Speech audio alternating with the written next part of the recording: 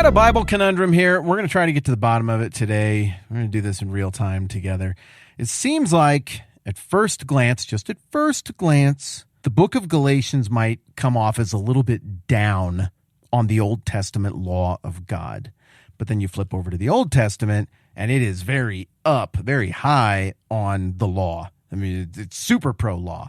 It celebrates the law at every turn. It's from God. You should obey it. If you do, you'll get blessed. If you don't, you'll get cursed. Also, you should meditate on it all the time. This is how you know God and understand his character. You should make jewelry out of the law and wear it on your head. You should make house decorations out of the law and stick it on your doorposts. You should make songs and poems out of the law. You should pass it along to your kids. So what gives? What changed? What's going on here?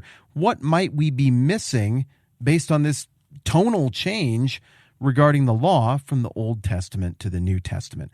Well, here's an example in Galatians 3:10 of Paul, a Jew, a former practitioner of Judaism and a former rejecter of Christ and persecutor of Christians. He's the one writing this letter, and he's writing it mostly to people who aren't Jewish, remember, who have recently become Christians themselves, just a few years, maybe a couple decades after the life, death, and resurrection of Jesus. And initially, they just believed in Jesus, and the Holy Spirit showed up, and there was miraculous confirmation that, yep, even though you're not Jewish and you don't really know anything about the law, y'all are Christians for sure. You are in the kingdom. But remember, then along came some Jewish people who really liked the Old Testament law, and they went to these Christians in Galatia, and they were like, hey, you guys are sort of Christians, but not really, because you're not adhering to the Old Testament law. We're going to show you how to do that, and one of the first steps is adult circumcision. And I like to imagine that at about that moment, somebody, as they were starting to line up, and the traveling circumciser is unrolling his tools and this like kind of velvety little cloth wrap that he has, and they're all clinking and glistening and everything. I kind of imagine that maybe somebody, as they were getting into line, was like, you know what? Would it be cool if we just held off on this for a minute while I fire off a letter to Paul, the guy who brought us Christianity, and just make sure we're doing this right? It seems like a big commitment. I hate to make a mistake on something like this.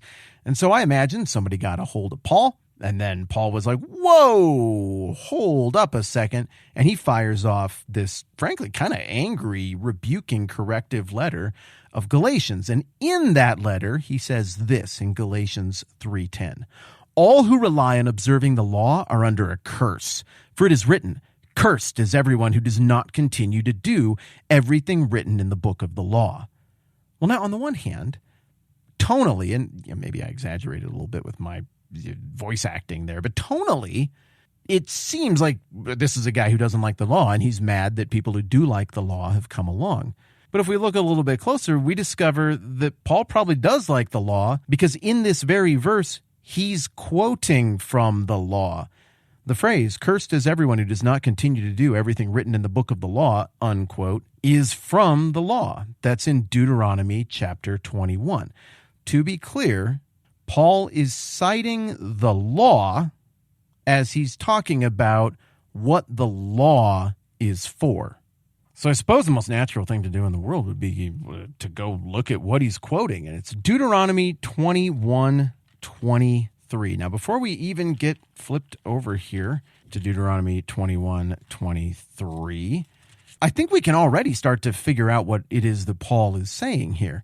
He's saying the law says that you're cursed if you don't keep every single thing in the law. So it seems like the point he's going to go on to make is, can any of you do that? Are any of you doing that? Does anybody keep the whole law?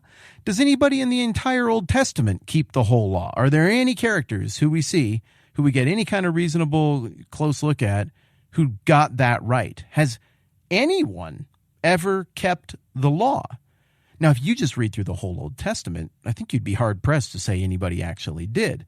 But especially if you listen to the teachings of Christ just a couple decades before the writing of the letter to the Galatian church, then you definitely can't make the case that anybody has actually ever kept the law, because Jesus goes through and he takes it all from the level of external action and takes it to the level of the heart, likening murder and hate I mean, nobody passes this test of obedience to the law that Jesus puts forward. Nobody. Not Paul, not Moses, not Abraham.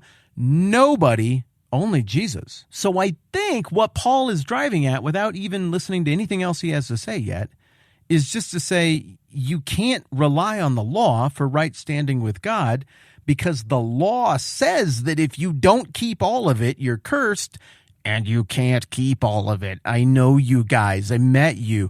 Do you remember what happened on that one Wednesday night, guys, in Galatia when we were all there? I'm just making things up. I don't know if there was a Wednesday night thing, but let's just imagine they had a Wednesday night thing and it got a little bit weird. Do you guys remember that Wednesday night downtown? Okay, so literally every one of you, I know firsthand, has not kept the law. What are we doing here, guys? The people who are there yelling at you and throwing you into confusion, sharpening their knives, just eagerly looking forward to the opportunity to get to cutting, they haven't kept the whole law. Nobody has kept the whole law, and the law says that if you don't, you're cursed.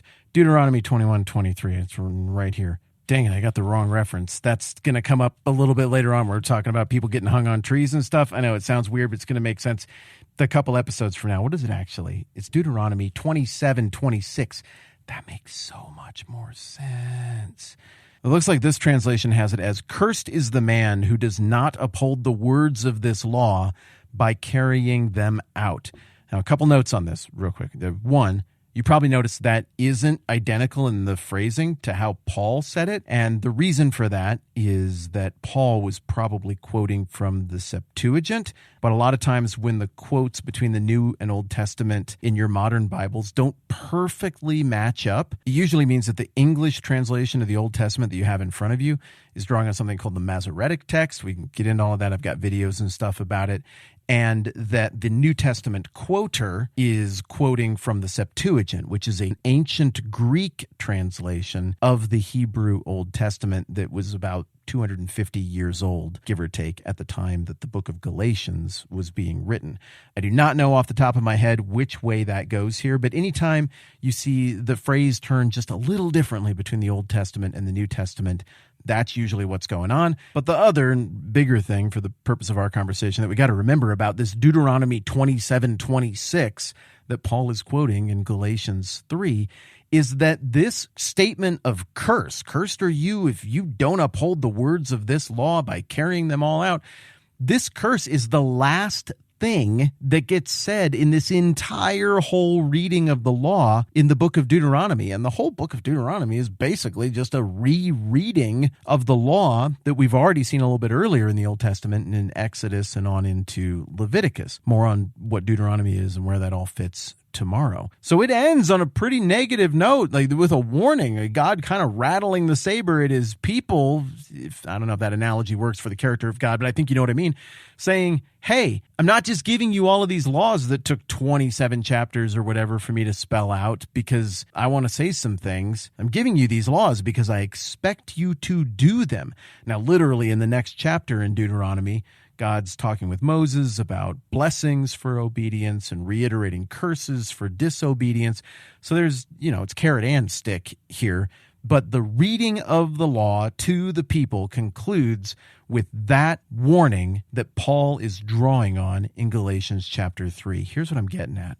Paul's making 2 points. Point number 1, you can't do this. No one has done it. No one kept that law. And yet this says that everybody who doesn't uphold the law is cursed. So everybody's cursed. What are we going to do about that? That's point number 1. Point number 2 that Paul is making is that he's strategically picking the last thing from the last full big reading of the law that is in the Bible. Now, there are other stories in the Old Testament of the law being reread to the assembly. Like, then Joshua got everybody together and they reread the law and they all committed to it. Or then Ezra built a big stage and had everybody come together, whatever this would be, like a 900 years later after Deuteronomy, and they read the law all day long.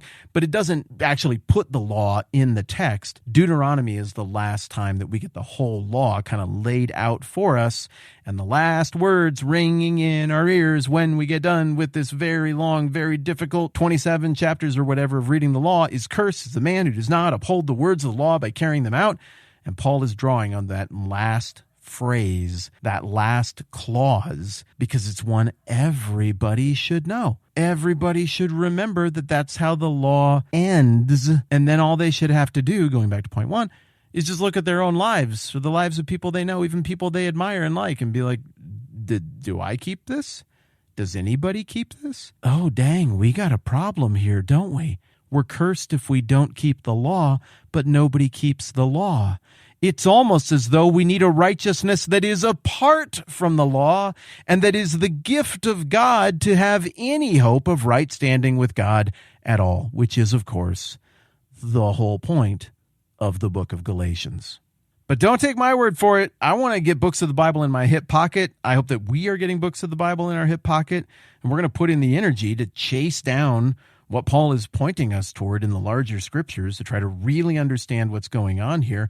Because I don't want to do a thing where you and I get to the end of Galatians and we're like, oh, great. So yeah, the law was just dumb and it doesn't matter to me and it doesn't matter. And the Old Testament doesn't matter. I don't even know why that's actually still in the Bible. All I really need is Galatians and maybe a couple of verses from Jesus because I get it now. That's all it is. Well, this whole Bible is here for a reason. And I think it would be smart of us to try to understand how the whole thing hangs together and what the whole thing means and how we encounter the richness and fullness of the character of God through it. So with Paul's help and companionship, we're going to keep chasing this thing down together. And hopefully we're going to come out the other side with a better understanding than we have right now of how the Old Testament and the New Testament hang together and what it is that Paul's talking about here and what the law is and what it did back then and what it does now. More on that mañana. I'm Matt. This is the 10-Minute Bible Hour podcast. Let's do this again soon.